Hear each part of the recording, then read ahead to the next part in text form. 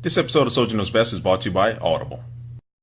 Hey, what's up guys, Soldier Knows Best here. This video I'm about to talk about iOS 6 and also just the future of the iPhone in general. Now, I've been using iOS 6 on my iPad and iPhone for a little over a month now, so I got a good feel for it, but really it's not that much to get a good feel for. Now, Apple has updated and made some little tweaks to the different settings, and they have made, Siri is smarter, is able to look up more information. Not totally faster, but it is smarter. And little tweaks, as far as your lock screen info now you can send a text to, if you want to ignore a call, you can send a text to them telling you're in the meeting and different things like that. So Apple has made a lot of different tweaks and enhancements to iOS 6, but it still doesn't have that one thing to make you go, I really want that. Or when the next iPhone comes out, just like Siri was, when they announced Siri, in iOS 5, that was the main big thing. Even though a lot of people still don't use it on a daily basis, like I think a lot of people were thinking they were, it still is one of those cool features where you can point to it and say, this is in iOS 5, this is why it's different in iOS 4, and this is why you want to get iOS 5 or get a new iPhone.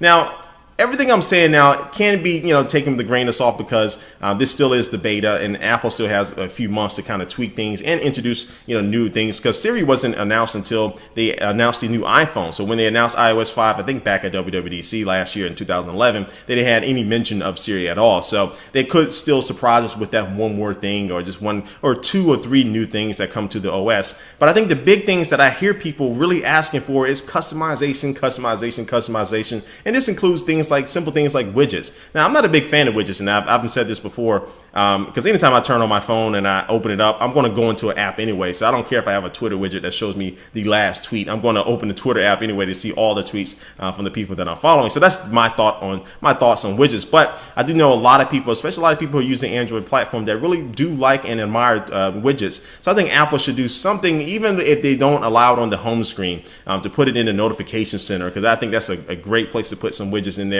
and allow developers to make some third-party widgets in that little screen there. And I think that for the most part, Apple has its core iOS users, just like me, who I still prefer the iPhone over any other phone out there. And it's really not for anything that makes it a phone.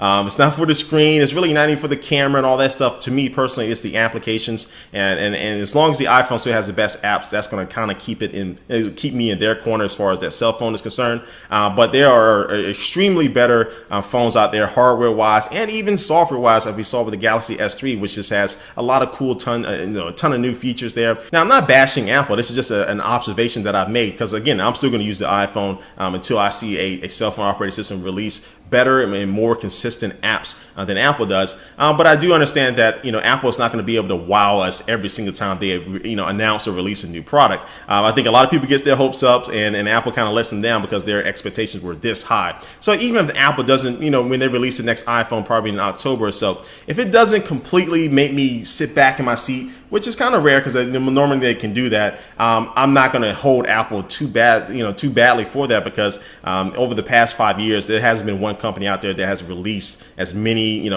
exciting and new products. I'm not talking about inventions, but exciting and new products out there that people have wanted to get and kind of change the game. So everything being said, I think iOS 6 still needs one or two new features to it to really make it special, and I'm confident that Apple will do that in this September, October timeframe when they finally do announce the latest iPhone or the new iPhone. But for now, I think iOS 6 is more like a jelly bean update for Android. So again, these are just my thoughts. And a lot of things could change between now and October or the fall timeframe when the new iPhone comes out, but this is kind of just how I see things right now. So anyway, guys, before we head out of here, let's going to take one last look at our sponsor for this video.